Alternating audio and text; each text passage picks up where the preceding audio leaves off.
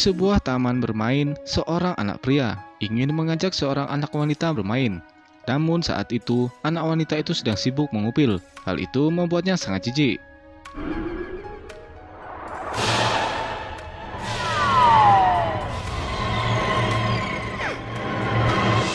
Itulah mimpi buruk Park Sun-kyul yang sampai saat ini fobia terhadap kuman.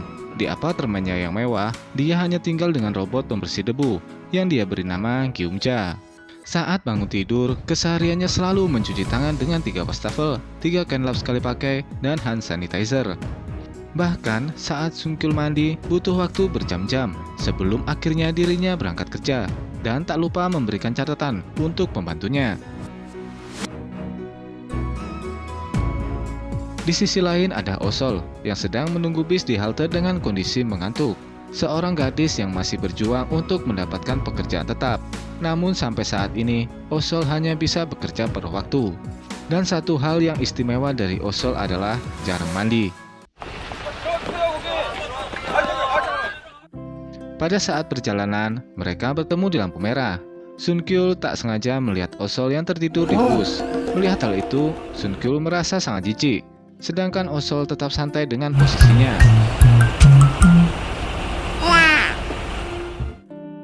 Sesampainya di kantor, Sun-kyul memberikan seminar untuk perusahaannya yang bergerak di bidang jasa kebersihan. Sementara Osol bekerja apa saja yang ia bisa. Saat jam makan, perhatian Osol tertuju pada 2 orang gadis yang sedang menonton seminar Sun-kyul. Di luar tampak begitu heboh saat kedatangan tim pembersih boyband milik Sun-kyul. Ketampanan mereka menjadi daya tarik tersendiri. Bahkan teman Osol yang bernama Juyeon juga terpesona. Namun tidak dengan Osol, karena dirinya lebih menyukai Dojin, seorang pria yang sederhana dengan senyum manisnya. Osol juga berjanji pada dirinya, jika dia bisa mendapatkan pekerjaan tetap, dia akan menyatakan perasaannya. Namun temannya Juyeon tidak terlalu yakin dengan penampilan Osol yang sekarang. 아유 뭐 어때? 네가 벗어놓으면 서 있겠다 이거지. Di sisi lain, Sun-kyul telah selesai melakukan seminarnya dengan didampingi sekretarisnya. Setelah itu, terlihat di sebuah kafe Sun-kyul membersihkan mejanya dengan teliti. Tingkahnya itu membuat semua orang-orang memperhatikannya. Tak lama kemudian, datanglah seorang wanita yang bernama Kim Hae-won yang merupakan kencan butanya yang sudah diatur oleh ibunya. Awalnya Sun-kyul menilainya sangat sempurna karena kebersihan Hae-won. Namun saat itu, Sun-kyul melihat kotoran telinga Hae-won yang membuatnya terkejut. Akhirnya, Sun-kyul meninggalkannya tanpa menunggu Hae-won memberikan nomor teleponnya. Di rumah, Sun-kyul sedang curhat pada Gyumja tentang kencan butanya. Tak lama kemudian, ibu datang bersama sekretarisnya yang mengomelinya karena kencan butanya yang gagal lagi. Sun-kyul beralasan ada kotoran telinga milik Hae-won yang begitu besar. 귀지? 귀지가 있었어? Sementara ibunya terus mengomel, ternyata Gyumja pergi keluar karena pintunya terbuka. Sesaat kemudian, Sun-kyul menyadari Gyumja telah menghilang. Namun sang ibu mengira itu adalah wanita yang disembunyikan Sun-kyul. Di sisi lain, Osol berjalan pulang sambil mengirim SMS, ucapan selamat kepada Dojin karena mendapatkan pekerjaan. Namun langkahnya terhenti ketika melihat robot pembersih debu yang ada di tumpukan sampah. Osol yang mengira Gyumja telah dibuang, ia pun membawanya pulang. Sun-hyul masih terus mencari keberadaan Gyumja, dan akhirnya Sun-kyul bertemu dengan Osol. Awalnya, Sun-kyul ingin bertanya tentang Gyumja. Namun, setelah melihat penampilan Osol, Sun-kyul jadi ketakutan dan pergi begitu saja. 뭐야? Di sisi lain, ada 2 orang pelajar sedang mojok. Dia adalah Odol, adiknya Osol. 뭐하냐? Sesampainya di rumah, Osol dikejutkan dengan seorang pria yang tak ia kenal di rumahnya. Dia adalah Mr. Choi, pria misterius yang berjiwa bebas dan pengangguran. Osol mengira dia adalah pria mesum dan berusaha mengajarnya. Ayah Osol yang lelah menaiki tangga disambut dengan tingkah Osol dan Mr. Choi, dan akhirnya sang ayah jadi sakit pinggang. Setelah menempel koyok pada pinggang ayah, Osol mengeluarkan pembersih debunya dan berinisiatif akan menjualnya. Sun-kyul masih mencari keberadaan Gyumja melalui rekaman CCTV dengan sangat panik. Esok harinya, Sun Kyul meminta para karyawannya untuk memasang brosur, berharap bisa menemukan Gyumja dengan imbalan 1 juta won. Saat Ohdol berangkat sekolah, ia melihat brosur tersebut dan terkejut dengan imbalannya. Osol sedang bekerja paruh waktu di sebuah kafe, namun ia malah duduk bersama Juyeon dan menunggu penerimaan kerja yang ia lamar. Namun tetap saja, Osol ditolak kerja walaupun nilainya bagus. Karena merasa butuh uang untuk membayar kuliahnya yang belum lunas, Osol meminta Juyeon untuk membeli robot pembersih debu yang ia temukan. Kemudian ayahnya menelpon dan memberitahu bahwa dirinya ada di rumah sakit karena insiden semalam yang menyebabkan ayahnya sakit pinggang. Maka ayah menyuruh Osol untuk menggantikan pekerjaannya sementara waktu. Osol sempat menolak dengan berbagai alasan karena pekerjaan ayahnya sebagai pengangkut sampah. Saat Osol sampai di rumah, ia melihat sebuah drama Mr. Choi dengan seorang wanita. Mr. Choi yang menyadari kedatangan Osol, ia menanyakan kondisi ayahnya, sementara seorang wanita tadi pergi dengan tatapan sinis. Malam harinya, Osol menggantikan pekerjaan ayahnya yang sempat ia tolak. Sun Hyuk yang gelisah masih mencari keberadaan Gyumja. Setelah itu, Ohdol menelponnya dan memintanya bertemu. Osol masih sibuk dengan pekerjaannya, namun saat itu Osol dijahili beberapa pria yang mabuk. Saat Osol merasa kesal, datanglah Dojin yang membuatnya bersembunyi. Ternyata beberapa pria itu adalah temannya Dojin. Osol berusaha menyembunyikan wajahnya dengan topeng kuda dan bergegas pergi. Namun karena barang milik Osol tertinggal, Dojin berusaha mengembalikannya. Penampilan Osol berhasil menarik perhatian semua orang dan mulai mengikutinya. Begitu juga dengan adiknya yang akan bertemu dengan Sung Hyuk. Ia mengikuti Osol yang tak tahu dia adalah kakaknya.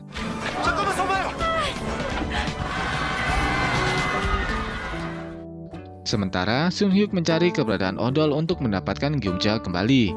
Pada akhirnya Osol berhasil bersembunyi. Namun karena panik, ia tak memperhatikan jalan dan malah menabrak mobil Sung Hyuk. Kini semua orang berkumpul dan merekam keadaan Osol tanpa ada yang membantu. Osol dengan cepat ingin segera pergi dari tempat itu. Namun, Sun Hyuk yang mengetahui mobilnya penuh dengan sampah merasa kesal dan mengejar Osol. Osol berusaha meminta maaf dan memberikan nomor teleponnya. Namun, Sun Hyuk memaksa Osol untuk membuka topeng kudanya. Dan kini wajah Osol terlihat di depan semua orang yang merekamnya. Sejenak, Sun Hyuk merasa bersalah karena membuka topengnya. Dengan langkah malu dan sedihnya, Osol berjalan menembus kerumunan orang-orang yang terus merekamnya. Sementara adiknya Ohdol marah kepada semua orang dan meminta menghapus videonya. Sesampainya di rumah, Sun Hyuk meminta sekretarisnya untuk membeli mobil baru. Sekretarisnya juga menanyakan apa sebenarnya keistimewaan dari robot penyedot debunya.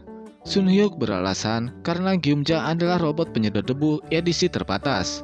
Namun kenyataannya adalah robot penyedot debu tersebut adalah peninggalan dari pengasuhnya yang bernama Kim Gyumja yang merawatnya sejak kecil.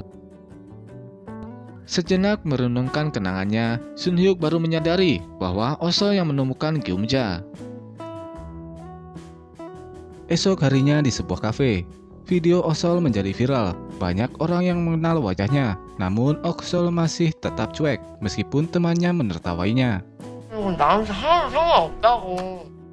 Setelah itu, Osol menemui Sun Kyuk. Tentu saja, Sun Kyuk langsung menilai kejorokan Osol.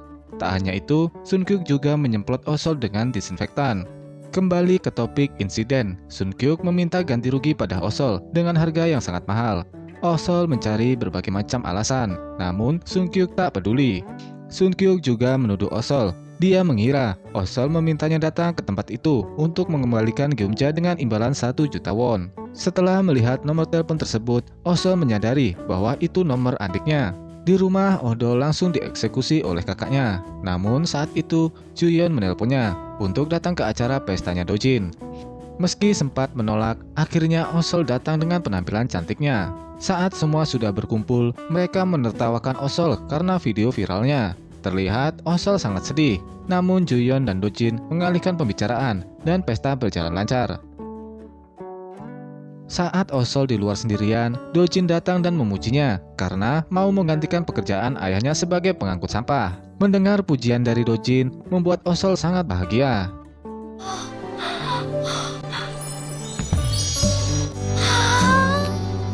Juyeon yang mendatangi Osol mulai khawatir dengan tingkah Osol yang kelewat baper. Saat di rumah, Osol berkirim pesan dengan Dojin. Osol bertambah senang karena Dojin mengajaknya makan siang di kantornya. Esok harinya, Juyeon mengajak Osol ke toko celana dalam. Juyeon menyarankan Osol untuk memberikan celana dalam itu sebagai hadiah untuk Dojin. Melihat harganya yang mahal, Osol teringat hutangnya pada Sunkyuk.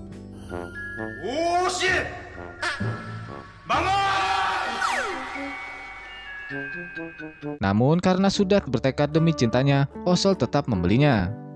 Saat ini Osol masih menunggu kedatangan Dojin. Tak lama dari itu, Dojin datang, namun ia meminta bantuan pada Osol. Ternyata Dojin meminta bantuan Osol untuk tampil di siaran TV belanja yang saat ini dilihat Sunkyuk. Esok harinya, Sunkyuk menelpon Osol untuk memintanya mengembalikan Geumja. Kemudian Dojin juga menelponnya dan mengajaknya bertemu di kantornya. Sesampainya di kantornya Dojin, Osol yang tak tahu apa-apa langsung diminta untuk mengisi lagi siaran belanja online. Sunkyuk juga ada di sana untuk melakukan siaran promosi perusahaannya. Tak sengaja dia melihat Osol. Terlihat Osol sedang dimarahi karena tak mau melakukan siaran. Kemudian Dojin datang, namun mengetahui Dojin sudah punya pacar dan perasaannya dimanfaatkan, Osol pergi dengan kesedihannya.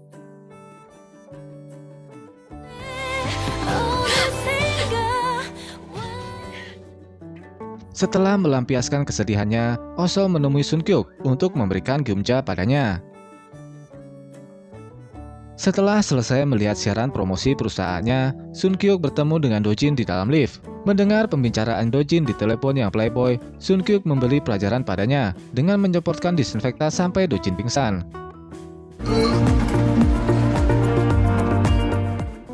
Di sebuah kedai, Osol yang patah hati sedang curhat pada Juyeon dengan ditemani Soju. Sesampainya di rumah, Osol baru sadar bahwa saat mengembalikan Geumja pada Sunkyuk, ada surat cinta untuk Dojin dan juga celana dalam miliknya.